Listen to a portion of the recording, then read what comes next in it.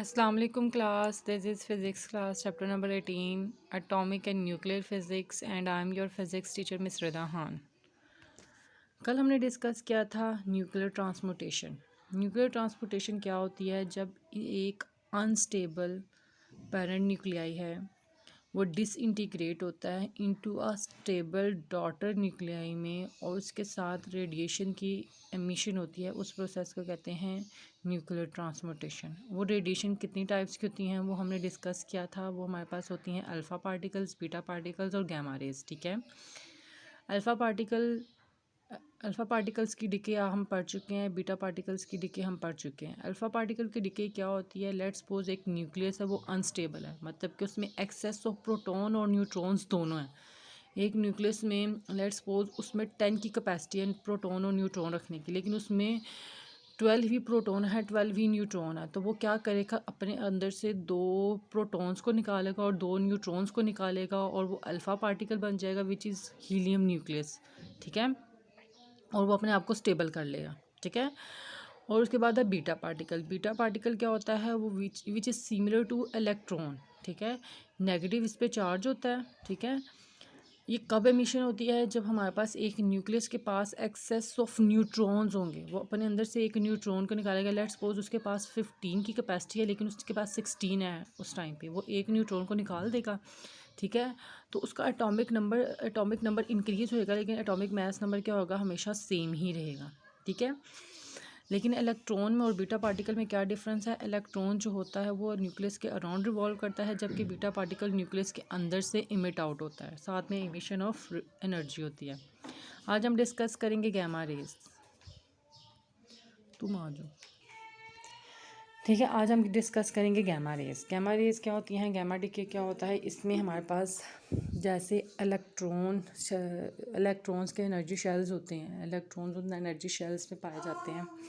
और इसी तरह न्यूक्लियस के अंदर भी एनर्जी शेल्स होते हैं जिसमें प्रोटॉन और न्यूट्रॉन्स होते हैं। ठीक है, जैसे आप लोगों ने एनर्जी शेल्स पढ़े होंगे इलेक्ट्रॉन्स के, कि इलेक्ट्रॉन का हर एक एनर्जी लेवल होता है, उसकी उस एनर्जी लेवल में इलेक्ट्रॉन्स क्या होते हैं? ऑक्यूपाई करते हैं उस एनर्जी लेवल को।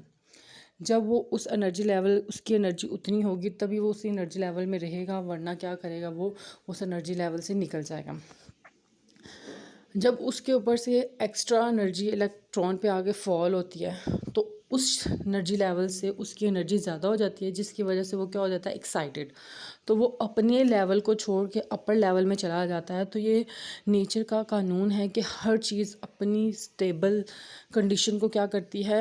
और को दोबारा से गेन करने की कोशिश करती है। तो वो जो इलेक्ट्रॉन अपने शेल से अपर शेल पे गया था वो दोबारा से अपने शेल में आने के लिए क्या करेगा? अपने अंदर से एनर्जी इमिट आउट करेगा। ठीक है, इसी तरह प्रोटॉन और न्यूट्रॉन का भी सेम काम है। ठीक है, उनके न्यूक्लियस के अंदर एनर्जी शेल्स हैं जिसमें प्रोटॉन और न्यूट्रॉन्स होते हैं। ठीक है, तो जब उन पे एनर्जी आगे फॉल करती है तो वो अपने अपने लेवल से अपर लेवल पे चले जाते हैं। तो जब वो अपर लेवल में चले जाते हैं उस लेवल से दोबारा ग्राउंड स्टेट पे अपनी आते हैं, जब तो अपने अंदर से रेडिएशंस को इमिट आउट करते हैं। वो रेडिएशंस कौन सी होती हैं? Gamma radiations. ठीक है, ये जो आपके पास जर्नल लिखी हुई है ना, इसके ऊपर एक्स के ऊपर स्टार बना हुआ है, मतलब पेरेंट न्यूक्लियाई के ऊपर स्टार बना हुआ है। इसका मतलब है ये कंपाउंड न्यूक्लियस है। कंपाउंड न्यूक्लियस कौन सा होता है? जो एनर्जी को एब्जॉर्ब करके अपनी स्टेट से अपर स्टेट में चला गया है, वो एक्साइटेड हो गया उस स्टेट में। जब वो न्यूक्लियस होगा उसे हम कहेंगे कंपाउंड न्यूक्लियस। ठीक है, तो अपने अंदर से रेडिएशन को एमिट आउट करेगा। वो कौन सी होंगी? Gamma rays. और उसका ना ही जो हमारे पास पेरेंट न्यूक्लियाई से डॉटर न्यूक्लियाई बना है, ना ही उसका एटॉमिक नंबर चेंज होगा, ना ही एटॉमिक मास नंबर चेंज होगा। क्योंकि हमने जब रेडिएशंस पढ़ी थी उसमें हमने पढ़ा है कि gamma alpha particles, beta particles और गैमा रेज मतलब वेव्स हैं ये। ठीक है, इन पे कोई चार्ज, इनका कोई मास नहीं होता। ठीक है, इसलिए जिस भी पार्टिकल में से ये जिस भी न्यूक्लियस में से ये इमिट आउट होंगी, ना ही उसका एटॉमिक नंबर चेंज होगा, ना ही एटॉमिक मास नंबर चेंज होगा। ठीक है, साथ में क्या होगा? एनर्जी इमिट आउट होगी। तो इसके नीचे लिखा हुआ है कि गैमा रेज के साथ या तो बीटा पार्टिकल इमिट आउट हो सकता है या फिर अल्फ़ा पार्टिकल। ठीक है, इसके साइड ब्लॉक्स भी आपने करने हैं। इसके बाद है nature and properties of radiation. Nature क्या होती हैं? कि उसकी जो हमारे पास रेडिएशन एमिट आउट हो रही है उनकी नेचर और प्रॉपर्टीज़ क्या है वो हमने डिस्कस करनी है। सबसे पहले अल्फ़ा पार्टिकल। अल्फ़ा पार्टिकल के पहले मैंने आपको पहले भी बताया, alpha particle is just like a helium nucleus जिसका atomic number 2, atomic mass number 4, मतलब 2 ही प्रोटॉन और 2 ही न्यूट्रॉन होते हैं, ठीक है। ऐसा न्यूक्लियस जिसमें एक्सेस ऑफ प्रोटॉन और न्यूट्रॉन होंगे वो अपने अंदर से अल्फ़ा पार्टिकल को इमिट आउट करेगा और स्टेबल हो जाएगा, ठीक है। इसमें 2 प्रोटॉन्स हैं इसलिए इसका चार्ज क्या है 2e, ठीक है। इसकी सबसे पहले अल्फ़ा पार्टिकल की प्रॉपर्टीज़ लिखी हुई हैं। Alpha particle is a helium nucleus comprising of 2 protons and 2 neutrons with a charge of 2e. An unstable nucleus with large protons and neutrons may decay by emitting alpha radiations. यहाँ तक हो गया। उसके बाद beta radiation is a stream of high energy electrons, ठीक है, and unstable nuclear with excess of neutrons में eject beta radiations. उसके बाद आ जाता है gamma radiations. Gamma radiations are high energy light photons. ये इलेक्ट्रोमैग्नेटिक रेडिएशंस है। इलेक्ट्रोमैग्नेटिक के बारे में आपने पढ़ा है, जिनको कोई भी मीडियम रिक्वायर्ड नहीं होता, ठीक है। हाई फ्रिक्वेंसी और शॉर्ट वेवलेंथ है इनकी, emitted by unstable excited nucleus. मैंने आपको एक्साइटेड न्यूक्लियाई का बताया जो अपने अंदर रेडिएशंस को एब्जॉर्ब करेगा और उसकी एनर्जी ज़्यादा हो जाएगी अपने शेल से, तो वो क्या होगा, वो अपर शेल में चला जाएगा, ठीक है, इसको कहते हैं। उसके बाद आयोनाइजिंग इफेक्ट। आयोनाइज का मतलब है किसी भी मटेरियल में से पास होना और उसके जो एटम्स हैं उनको पॉजिटिव नेगेटिव आयंस में चेंज कर देना, ठीक है, इसे कहते हैं आयोनाइजेशन। इसकी डेफिनेशन मैंने पहले लिखी था, the phenomena by which radiation split मतलब टूट जाना, matter into positive and negative ions is called ionisation. अब तीनों तरह की जो पार्ट रेडिएशन है उनके हमने आयोनाइजेशन को कंपेयर करना है।